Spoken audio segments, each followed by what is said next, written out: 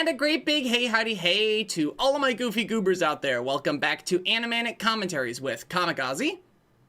And DF, pip pip cheerio. Yep, we're off to London, jolly old London, to see a Charles Dickensian adaptation, Dickensian adaptation of A Christmas Carol, but for Easter, with VEGGIE-TALES and Easter Carol. Now, you were mentioning, a squad mentioned in the chat that around this time, VEGGIE-TALES kind of started to fall off a bit, right? Like, not necessarily in animation quality, but oh no, yeah, like in story quality. I mean, it always had like the heart, you know.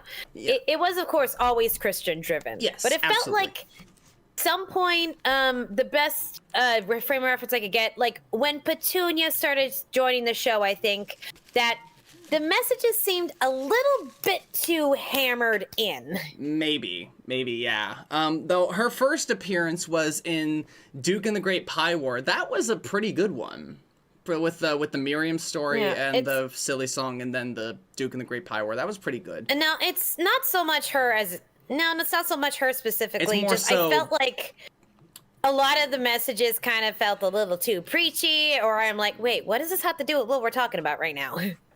Heard that explained that after the bankruptcy, it turned from a family show to a kids show. Yeah, that's a pretty good way. And what were their tagline initially? It was like Sunday morning values, Saturday morning fun.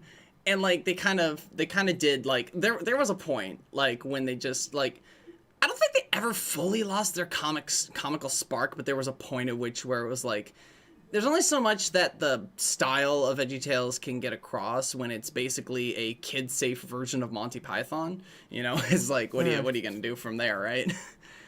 It's like, yeah. Or you know, there's like some like really big speeches about like how God smiles upon you and blah blah blah blah. I'm like, okay, but I feel like we're kind of steered away from the story here. I feel like one of the ones that was in the later ones that was well after the buyout, I think, was when they did the story of Saint Nicholas. And with that one, I pieced a lot of like bits together from how Rankin Bass, Santa Claus is Coming to Town actually took from the real story of St. Nicholas, because like, hey, wait a minute, something seems familiar here. You know, like the Burgermeister and the giving of gifts in secret and the involvement of stockings. It's like, damn, okay. I mean, aside from the Winter Warlock, Flying Reindeer, and Penguin Pal, that pretty much is the story of St. Nicholas, right? Okay. Kinda. But anyway, we're kind of getting off. We could talk about big ideas. Christmas. We're talking about a Christmas carol. I mean, an Easter Carol. This is adapted from Charles Dickens' A Christmas Carol, and it is also, it's got kind of the right vibes for it. Like, it's got that springy energy. With all original music, this is a great little musical. It's very short, you know, VEGGIE-TALES, Cauliflower, Sweet and Sour, half an hour. This movie comes to about 45 minutes with credits. VEGGIE-TALES started like getting a little longer over time, because their scope kind of like increased. Double block, yeah. Yeah. We can dig it. All intents and purposes, though, this is one of my personal favorites. So what would you say?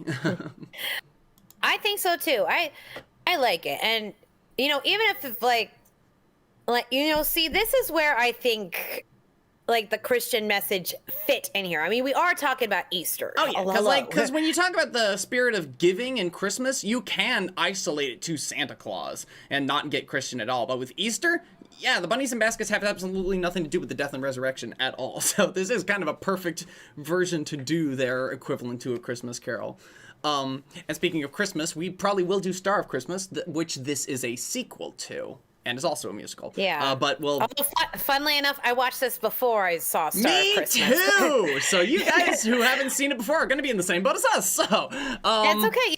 You don't need the context. You don't. They just mentioned like one thing about like how like Milbert and Cavis like accidentally blew up Cavis's uncle's theater, but that's about it. That's it. That's all you need. And you're like...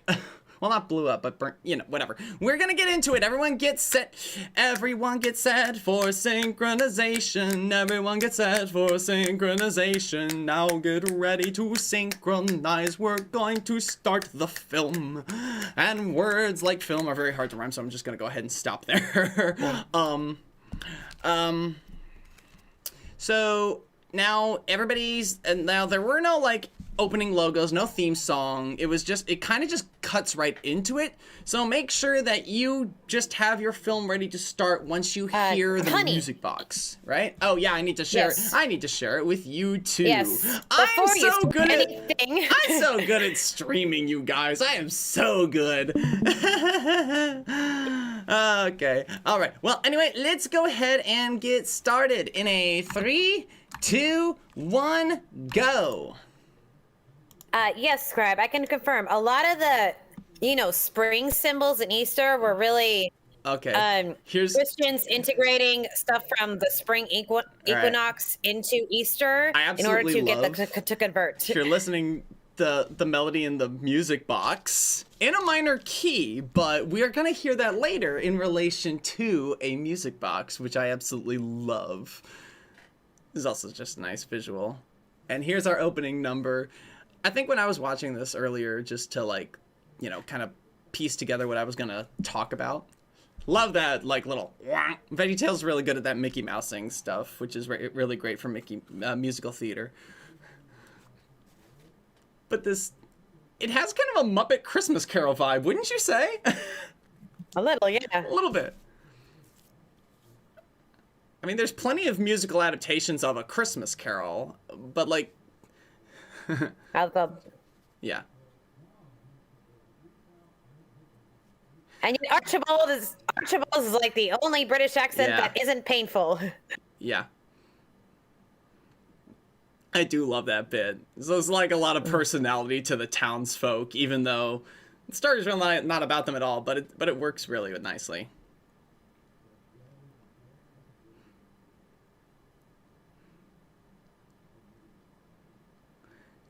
Damn. Maybe I'm just used to Archibald's accent, but these accents are like, what the hell?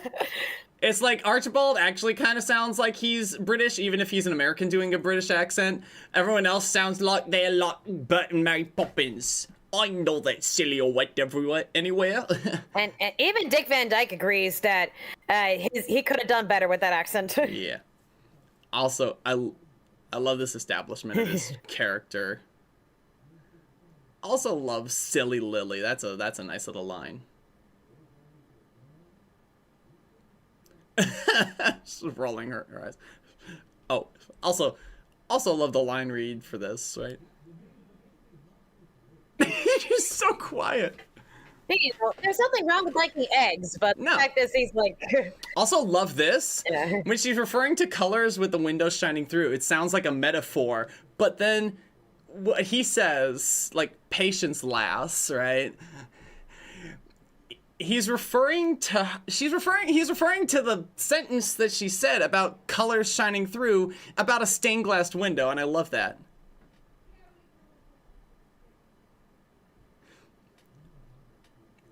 And of course, they already established his character as being a Tiny Tim in the Star Christmas. Yeah, and now he actually has the crutch and the cough.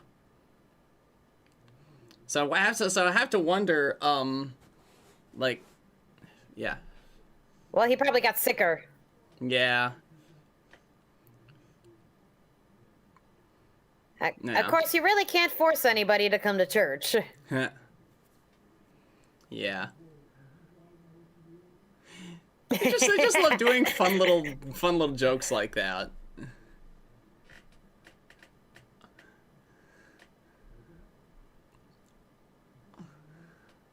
And I also love this. It was like he like how he chewed out Edmund for calling him Old Man Nezzer, and then. Do we name drop this guy? He's like Moyer. Moyer is his name. Yeah, I think they do mention his name in this. Yeah, Moyer. At least they name dropped him. Full name or? Well, no. The carrot. I forgot what the carrot's actual name is as an actor on the VeggieeTales show, but like, but the character that he plays in the world of Star of Christmas and Easter Carol is Moyer. Also, love the melody playing over the like factory sounds. It really gives Scooter. Huh? Scooter. Cause he was a parody of Scotty, because they did it in a Star Trek bit. Oh, yeah, you're right. That was his first appearance. Yeah, it was. I love all the... You know, we were watching, like, Barbie a while ago, but look at these textures. Look at the cartoon vibe that they get going on, and it's just really good. The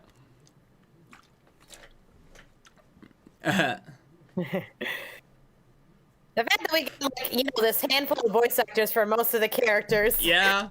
And they're so good at it, too. Yeah. And, you know, when I found that out, I'm like, okay, so figure out whether it's Phil or Mike. Phil and Mike being, like, two of the guy. Like, I think it was Phil who plays Mr. Nezzer. And I think they said, like, their inspiration for Mr. Nezzer was definitely Oogie Boogie from The Nightmare Before Christmas. Which is why DreamWorks said that they weren't allowed to use him in their Netflix show, because you can't have a white guy doing a black voice, a black stereotype voice. But he's a zucchini. Yeah, exactly. It's like... They were worried about sensitivity. The lighting in that last shot was actually a little I mean, he sounds off. more like just a what's the word? I forgot the playwright's name. Like cleric. Like a streetcar named Desire kind of character. Okay. Could you repeat that? Discord's not being kind to your mic. A streetcar named Desire kind of character. I suddenly forgot the name of the playwrights, but okay. I also love this answer here.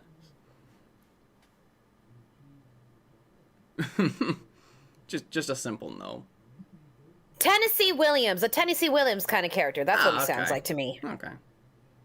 I mean, the voices always evolve over time. Basically, southern kind of voice. Yeah.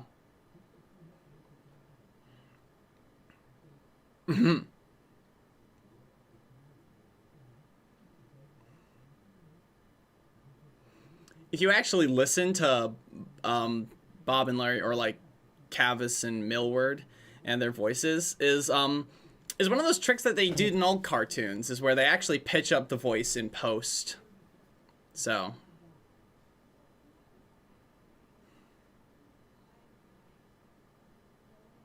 Okay, so have you ever played the Larry Boy Bad Apple PlayStation game? I never had a PlayStation. Okay, well, anyway, they had like tracks from other VEGGIE-TALES in some of the levels. Yeah. And on the one where we're in this like this candy level, they had this song playing it as the music track. Interesting. Da, da, da, da, da, da, da. Yeah, but this is a song 113 years ago, I believe is the name of the song, and it's a song in 3 acts, I'll say, where he's reminiscing on the past, right? Of course, the local Girl Scout troop. Girl Scouts did not exist 113 years before the 1800s. Also, in London, they'd be Girl Guides, not Girl Scouts.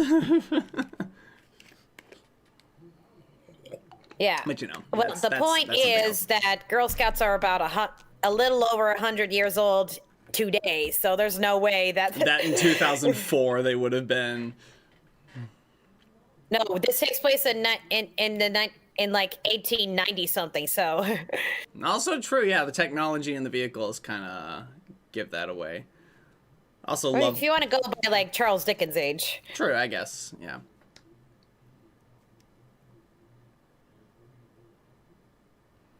I mean, I do like how this Ebenezer does show that he actually cared about his grandma. Yeah. And I also love how this demonstrates a real solid piece of his characterization, where how he just completely misses the point. His jump. Yeah. And then the music box. We're like, okay. I mean, nothing wrong with carrying on your grandma's legacy. That's for sure. But I also want to pay attention to my one and only quest. Pay attention to that line. We're gonna hear it again in Act 2 of this song. It is kind of sweet. Just give it a minute. Literally, give it a minute.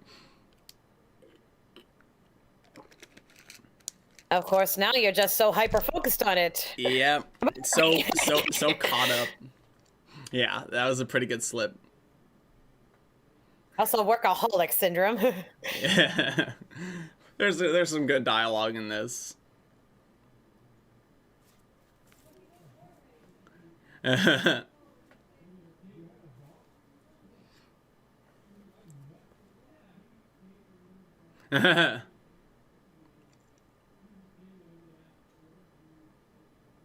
Yeah, I love that, like, glare. I was like, huh.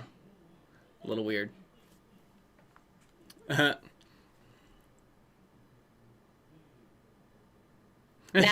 is just an insult. Okay, you know, you don't have to be Christian, but damn! He's like... It's getting even more confusing. Like, it's a place of worship, don't attack it! Yeah, off... So we're watching this the day after the Pope died, so I'm a little, like, iffy right now.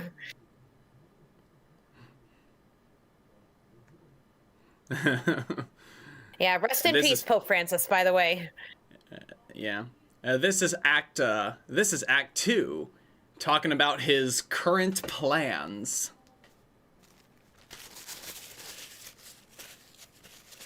Yep.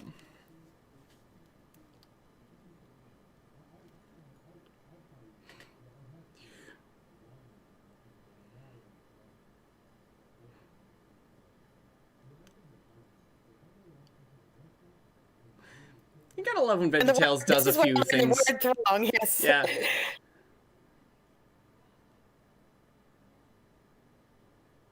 Yeah. Yeah. Yeah. Chick and Benny reference. Also, this is the crowning achievement of missing the point. I love it. So you're gonna destroy the place she loved? Yeah. Also, can I just point out that the Easterland does kind of look like one of those more extravagant, needlessly extravagant chapels? And I point out, it's like, sometimes, it's like, you don't... Yeah. Of course I'll have to build a chocolate bunny factory, too. Yeah. Again, there's some good little... Yeah. You know, maybe it's canon that this Nezer is related to the Nebuchadnezzar. Yeah. And this is Act 3 of the song, his resolve to press on to the future that he has set out to create. And the song changes to a minor key. It's really well done. It's the same song that he sang so lovingly about his grandma with. And now, yeah. Doesn't this also remind you of that moment in Emperor's New Groove where he just puts the some on top of the... Well, this actually reminds me of the part where the guards are taking Pacha away. It's like, your little town thingy will be bye-bye. Also, the clockwork sounds in the music when he turns up the chickens. But yeah. So, first, making Easter eggs was his only quest. Now, Easterland is his only quest. Which one is it, bud? And this last line.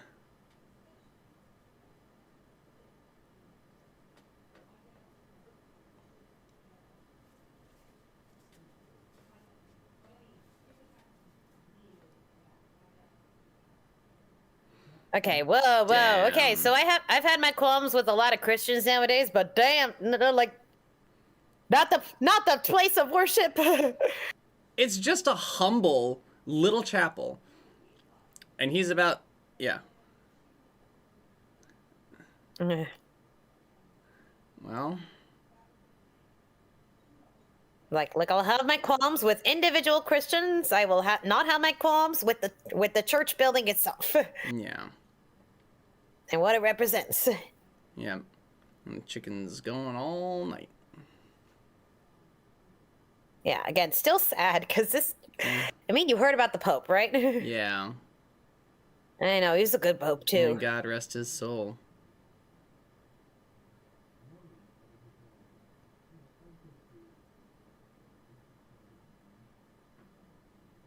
Yeah. And then there's that. Yeah, when you think about it, it's like, how is the orphanage funded? Yeah, with the church collections. The collection plates, and of course, her going around selling lilies. It's like, see, that's the advantage of religion, that you know, when people are brought together to help the less fortunate. Yeah. Yes. Yeah. It's how Christians should be acting. Yeah.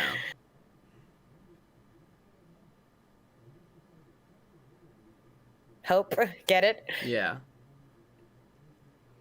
We're getting there.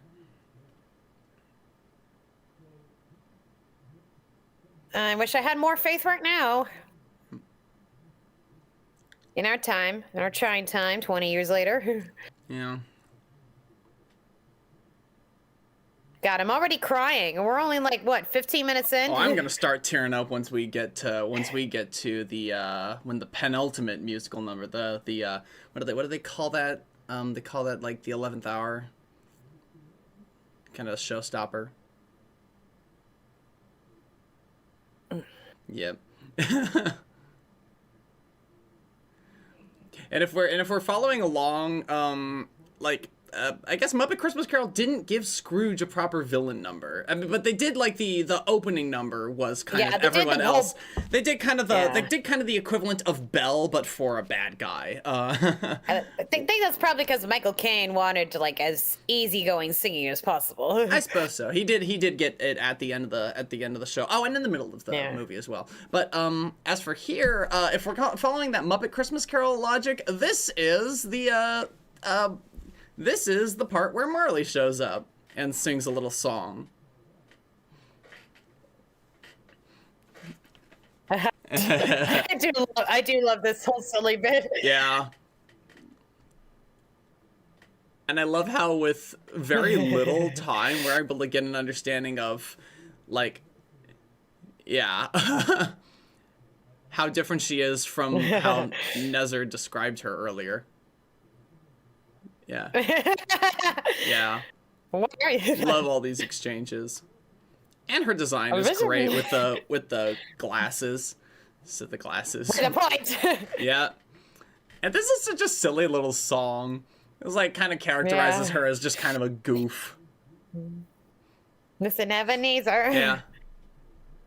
And some of these lines. That round was gonna. Yeah, just absolutely bonkers were like.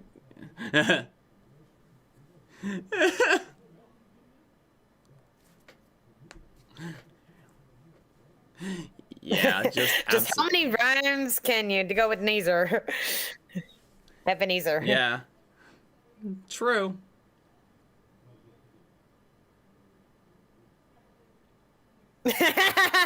Yeah. Also love this.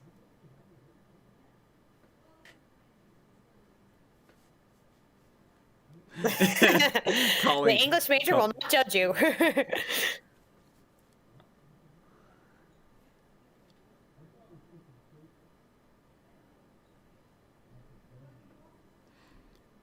Grandma intent on scaring the shit out of you.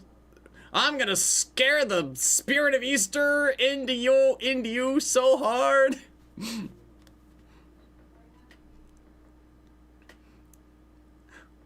Oop.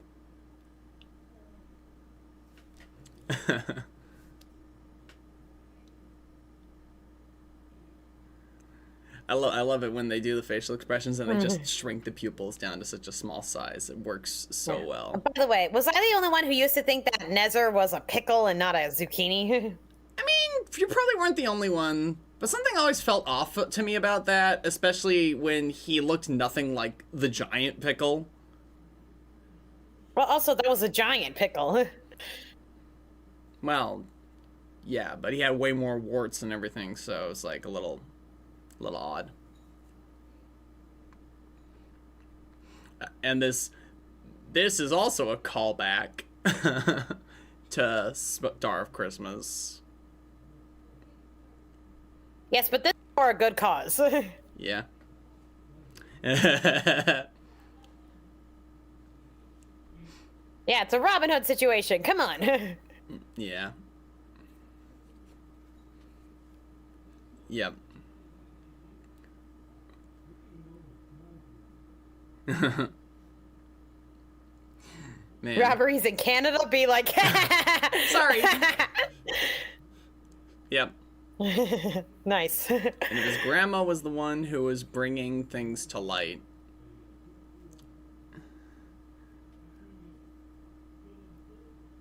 This is you anytime we're watching a movie at like 11 o'clock. At my time, of course.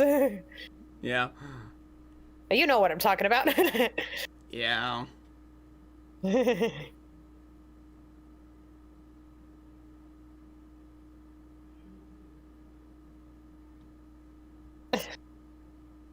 Mm-hmm. I also used to think that he was a pear. Oh, instead of a gourd? Yeah. I didn't know what a gourd was. Well, neither did I, but they called themselves gourds, so I bought it. Well, you know, like the early days. I didn't hear gourd until maybe like I don't know, one of the episodes specifically said gourd. Their first appearance in the Are You My Neighbor with the Star Trek parody, they refer to themselves Here we as go, Jimmy look, and Jerry. A character with hands. Yep. Not their first time, so they did really well with her animation. As with the music box. Human face. Yep. And a very adorable. Yeah. Very Ghost of Christmas Past, just taking a piece of what she is and it's like using it.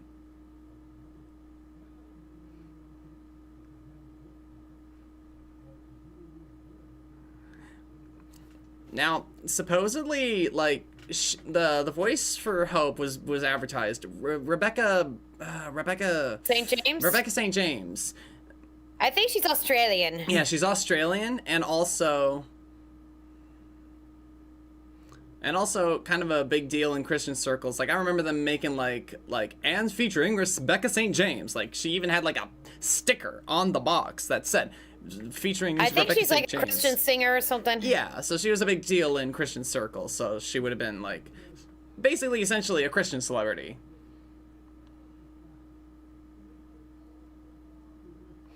This is the last episode animated in-house. It shows. It's really well done. That'd be me. Yeah. Also love this line in the punchline here. Yeah, he's not a money grubber. Yep. He's just a downright dunderhead. Her being Australian does at least have a little bit of Britishness in it as well, so it's always felt Well, you like know why? she fit in You know why London. Australian sounds slightly British, right? Oh yes, I know exactly why. Yeah. That's where all the criminals also- were sent. Yeah, and this is the first time we hear her name. I love how long it takes for him to realize. I also love that line going on? read. Been kidnapped by a bug. He's still not getting it. Yeah. Yeah. Just took him a while.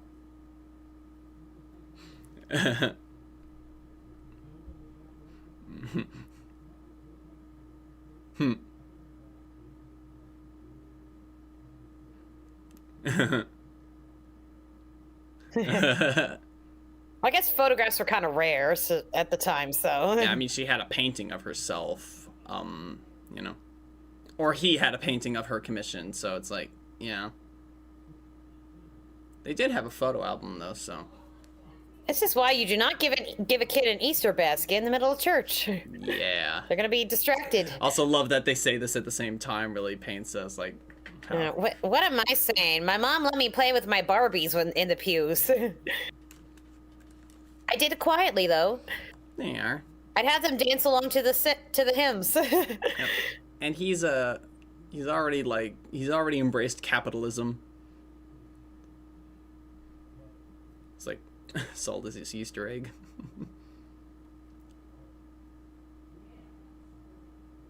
Yeah. He doesn't even give a shit. Now, you know, what kind of church is this meant to be? Because he's dressed. The reverend's dressed like he's a Protestant reverend, but they have all the Oh, never mind. Church of England, doy. Yeah. Church of England, which is like a mix of both. Yeah, they're in London.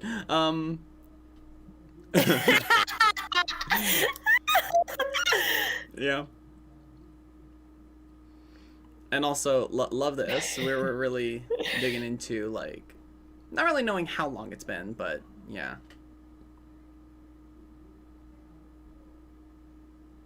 Like Church of England, yeah, which is a whole marriage of Catholicism and Lutheranism. He brings in Seymour. Much more prominent role in Star. Seymour. Yeah. Suddenly Seymour, yes. I'm joking. But, like, now, he had a bigger role in Star of Christmas, or at the very least, a larger presence. And this song was definitely inspired by Rock Island from the Music Man. It's like you got the chugging of the music. And... You mean Trouble, right? No, Rock Island. Legitimately. Like the opening number on the train, and they got... Oh. They only have the beat of the clockwork of the machine, and they only have the beat of the train. And much like the Music Man in both Rock Island and Trouble. Yeah. What do you talk? Yeah, no concerns of rhyming necessarily. There are some rhymes here and there, like up here, like in mechanization, industrialization. Like there's a rhyme, but like it's for the most part, it's like it's about the rhythm and the flow of dialogue. It's almost like it's. Yeah. We had some choir numbers like this in middle school. Yeah. I forget what they call it. Like they're rhythmic speaking songs. I don't know. I mean, kind of like rap, honestly. No, because rap even rhymes. Well, no, but it's still like. I love how she starts up the machine again. It's great. What a great moment. Yeah, I also love this. It just thoroughly misses the point. I also love that little shaking of his head. Like, it's like for characters who have no difference between their body and head with necks. It's like whenever they do like the little shaking of their head, it's like such a nice little thing.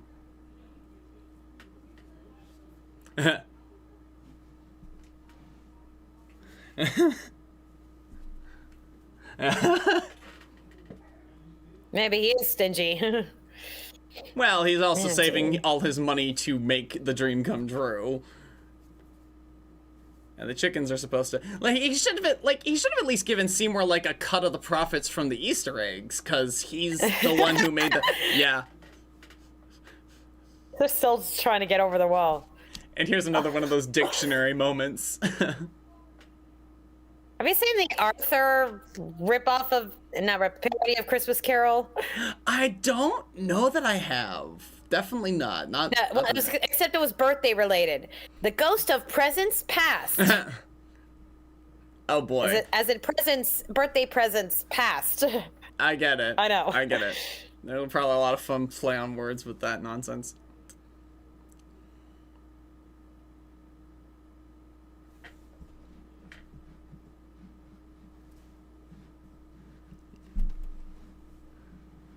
Yeah.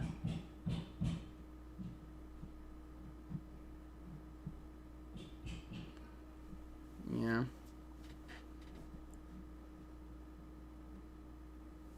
Okay. Prunella gets it twice. That was the name of the episode. Oh wait, I think I may have seen that episode, but I don't remember it. I remember the title though. Yeah. Also, Q. I also love this as a demonstration of how he's still like a shadow, and it's like no one can see him.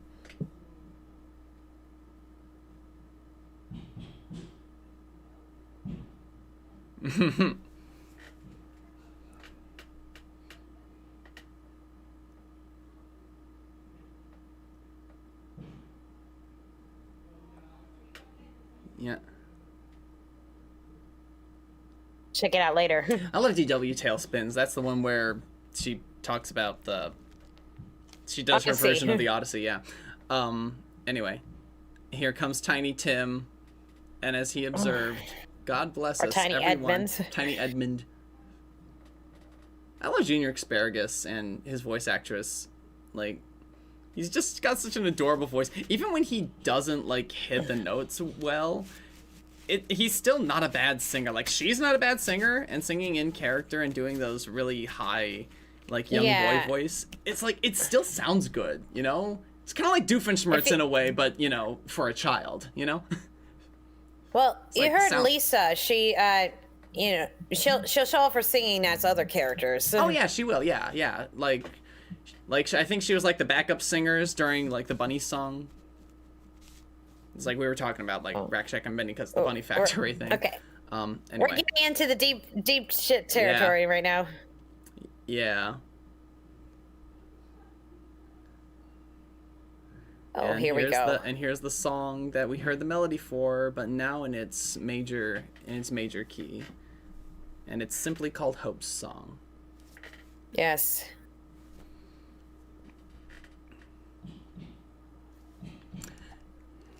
Hey, I might not have gone to church for a while, but hey, Jesus, that man was the shit, you know? Yeah, that man was the shit.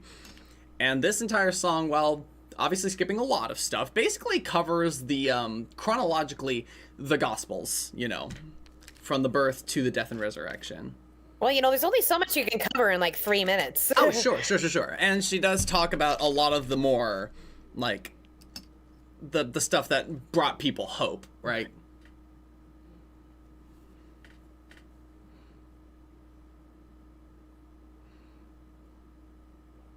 Like that, just... And he's human.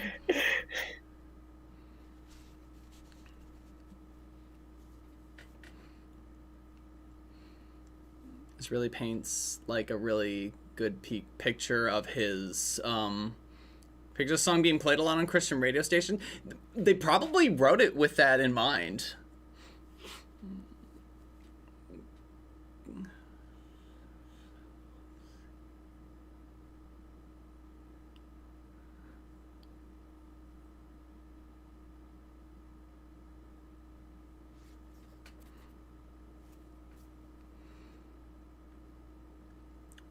She raises a really interesting point there.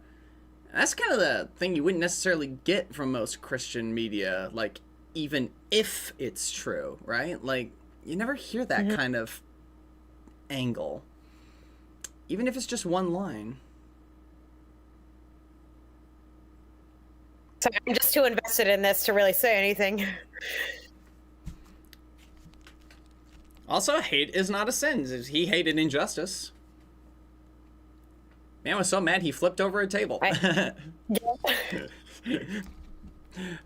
thing. Christ was human. Exactly. Oh.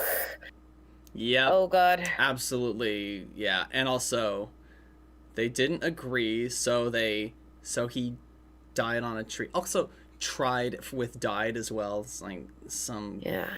I gotta say, the Holy Thursday and Good Friday and the Friday masses were always the most interesting. Yeah. The Passion readings. And now we get to see the stained glass window in question. They've been building up this whole time, and here it is. All who mourn and grieve, and he'd been mourning all this time. Yep.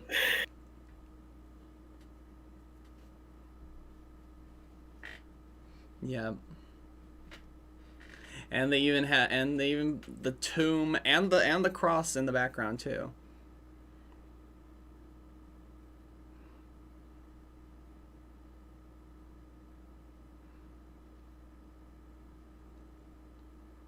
She's gonna repeat this couplet, but like I love that she opens like "For he died for us," carrying on from the previous statement, which is nice. It's not a couplet.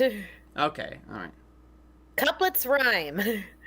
Okay. A couple of lines, 2 lines that rhyme. Okay. All right, all right, all right. English major. All right, all right. I'm not gonna fight you on that one. Okay. Yep. And the lighting gets dim. Okay, sorry, I'm tearing up here. Yeah.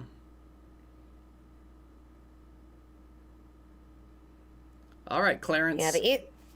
Yeah, the Easter services would always be the most interesting. Yep. Or the days leading up, especially.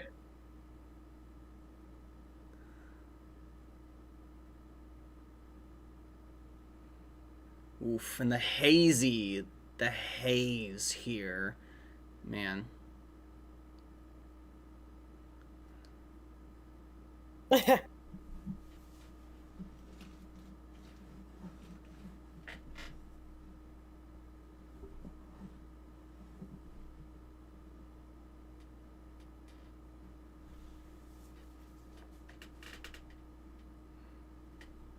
Yep, and off goes. That burglar was actually introduced in this duology. Like, he originally appeared in Star of Christmas. It was the first time he appeared. It's pretty good design too. I love his eyebrows.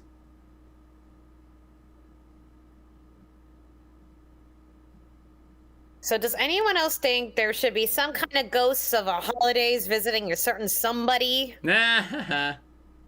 I think there was a Saturday Night Live skit about that, actually. That sounds about right. And yeah. Yep. It's also very fitting that in this story that Ebenezer doesn't die. He lives with the consequences of his actions in the Easter future. And he's also carrying more. Also, it's more impacting everybody else rather than himself. Also, how she closes off because this future has no hope.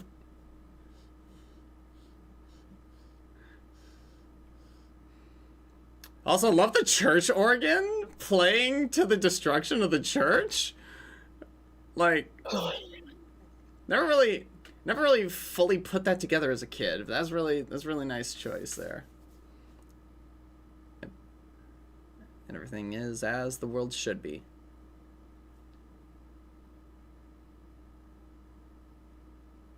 You gotta have this line.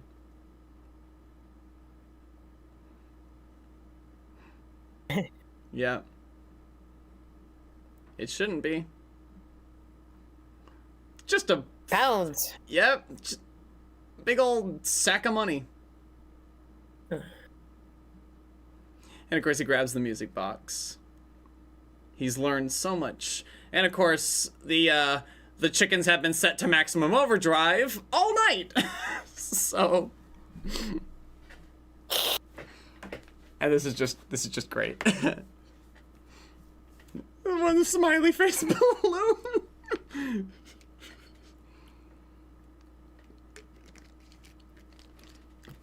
Doesn't even ask why they're there. He's just like, giddy as a schoolboy, light as a feather. And yeah. And commercial break. Probably because they probably did air this on television in the because VeggieTales was being split between its DVD releases and television as well. Yeah, Moyer. Yeah. Oh, they didn't even drop him here. I thought so. Again, it really was Monty Python themes. Yeah. Piece. Yep. Originated literally doing the top of the wall, top of the castle bit in Josh and the Big Wall, which is also a musical. We could do a lot of VeggieTales. A lot of them are just no, actually they first appeared in Dave and the Giant Pickle. You're right. Why the hell were they French there? That's weird. Because they were doing that on the Never mind. Definitely know that they okay. Lights. You are pigs. Oh. Okay. You forgot all that part? Yeah. Yeah. And this is the part of an episode of Full House where they finally learn, like, what the moral of the story is. Mm-hmm. And he's looking up at the window, too. Yeah. And we don't... Yeah.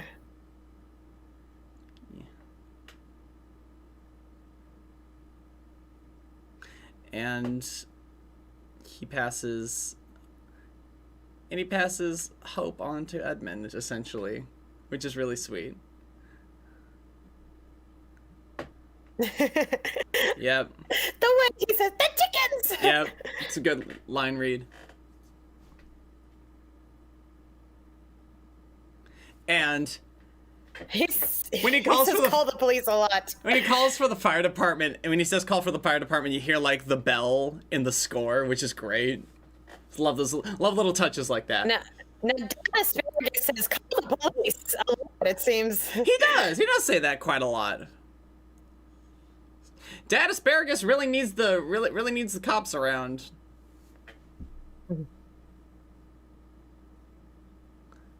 Yep. And you hear the, like, menacing. You know, the other thing with this score, especially when you hear the menacing version of 113 Years Ago, it is very Danny Elfman, isn't it? It does seem kind of Danny Elfman to me, like the incidental music you'd hear between scenes in Nightmare Before Christmas.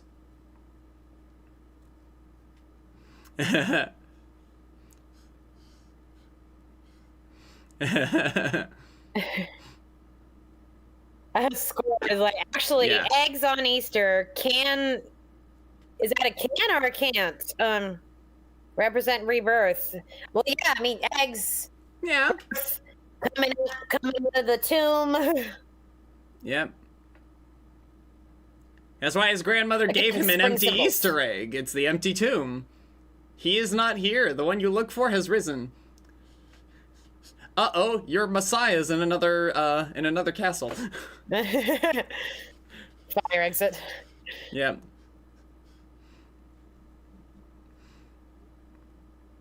Now this sequence got a special feature on the DVD, which basically had, like, the four corners, where it was the storyboard, the layout, the animation, and then the final lighting. Like, it had the whole, like, kind of had the whole, like, step by step of it. Because this was a big shot. Like, this is the biggest shot in the whole movie. This is a big old climax.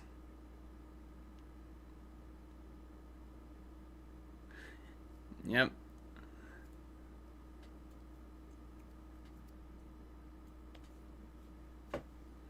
Yep. You got a fine line between brave and just plain reckless. You gotta love Jerry. he's fun. I just love Jerry.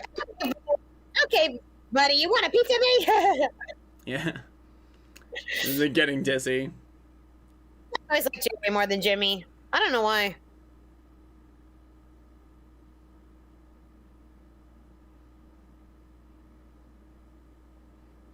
Yep. And all goes up in smoke. Well, a bit more than smoke. Yep. Blow up. For all of VeggieeTales cartoon energy, is this like the first time they did an explosion? I'm really thinking. I think it is. Ooh. I mean, yeah, they because they burned down the theater in Star of Christmas, but first explosion, methinks. Yeah. I don't know why that's funny. Now at VeggieeTales theme park, the Nether Easter Egg Factory roller coaster.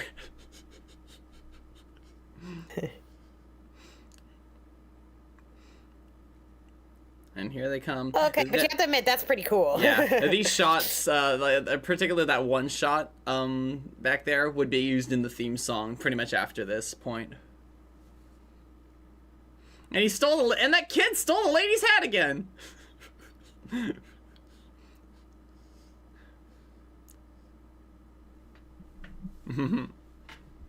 Yeah, now you're essentially homeless. Yeah. Damn.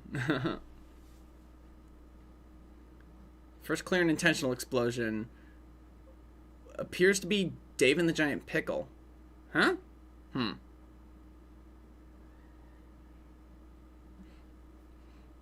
That startled me. And yeah, you might want to get that somewhere. Anyone could just easily walk up and... Oh, these are kind people. And then a reprise of the opening number. As a nice closer. Also, he's probably going to have to take one of those money bags and pay to fix that divot in the road now.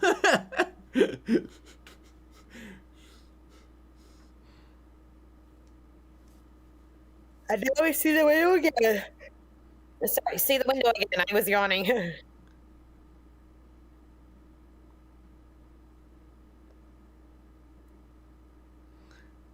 Yeah, and now he's smiling, visiting the grave. Yeah. And it's not winter. The skies are only partly cloudy, and he brings the lily. I'll see you later. Really so it's him. like it's not goodbye. We'll see you. It's a see you later. I think if I looked into it, I'd think I'd find that my favorite VeggieTales were probably had Tim Hodge in some responsible for it, because this is funny. This was really funny. It's really cute. It's really funny.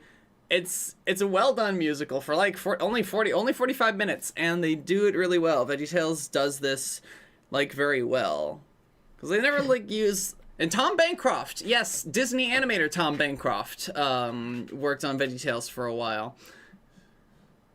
In fact, I think it was his storyboards for the sequence on the DVD extra.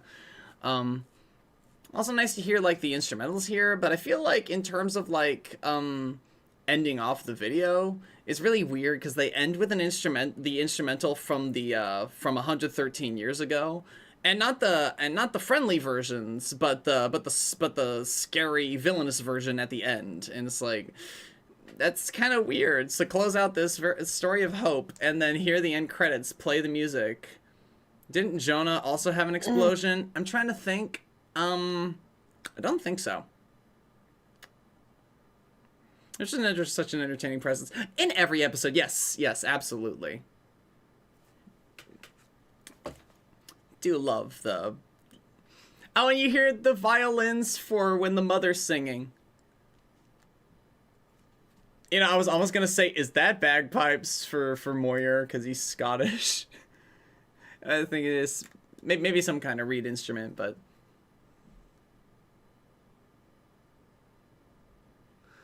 But yeah, VeggieTales is always really good at that. You want to say anything? Anything you have to add? All right. Christian captions. That's really who took... Wow. Okay. Oh, Tim Hodge as a grandma. Millard Phelps. Yeah. Okay. What was I saying? Yeah, Lisa Fisher. I was trying to remember whether it was Lisa Fisher or Krauke. Right. Anyway, Yeah. Yeah, and so I like this. It's definitely, and it's definitely one of the few Eastern media out there that actually explains what.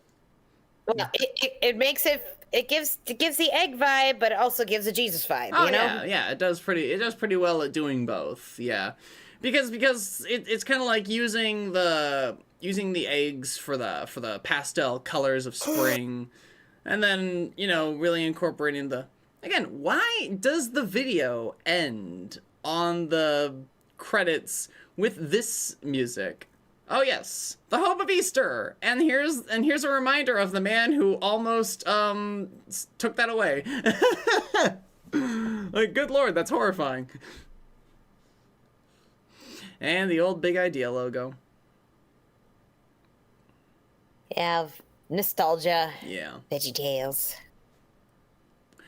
But yeah, that is an Easter Carol. So yeah, really good. We're gonna start to sign off here, so everybody go ahead and say your farewells.